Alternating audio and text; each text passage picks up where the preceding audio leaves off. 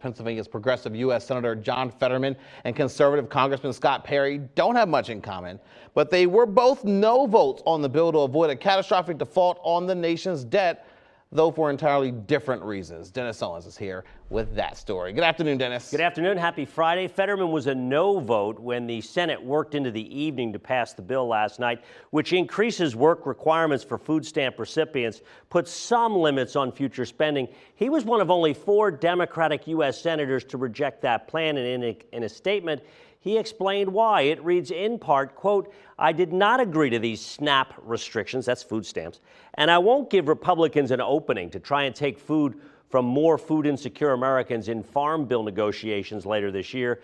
That is why I voted no tonight," he wrote. "As I communicated to leadership in the White House, I would have voted to avoid default if it would have made the difference. All in all, this was a tough vote and an ugly situation manufactured by extortionists." As for Scott Perry, from right here in the Mid-State, the chair of the Conservative Freedom Caucus, was a no vote earlier this week in the House. He didn't feel it went far enough in reducing spending.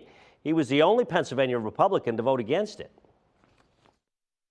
But the real point is that we're literally every time having to borrow money just to pay our debts. And that's not a good sign, yet we keep doing it. And now we're going to do it even more. I was disappointed at the number of people in our conference who didn't vote for it, because it's a good conservative bill, and they have their own reasons for not voting for it. I get that.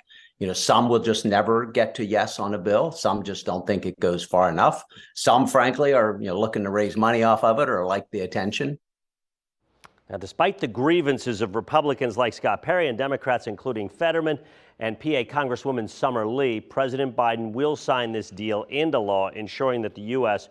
will not face an historic default on its debt. It has never done that. Don't know if you caught the tone of Lloyd Smucker, whose congressional district sits right next to Scott Perry. He said, "I was disappointed that the people who didn't vote for it said, are they looking for attention?" Kind of a little dig. But what was interesting about this vote, one congresswoman called it a vote from the middle. A lot of times the people on both edges get all the headlines and get all the attention. This was a vote where the middle people said, okay, we're going to pass this thing.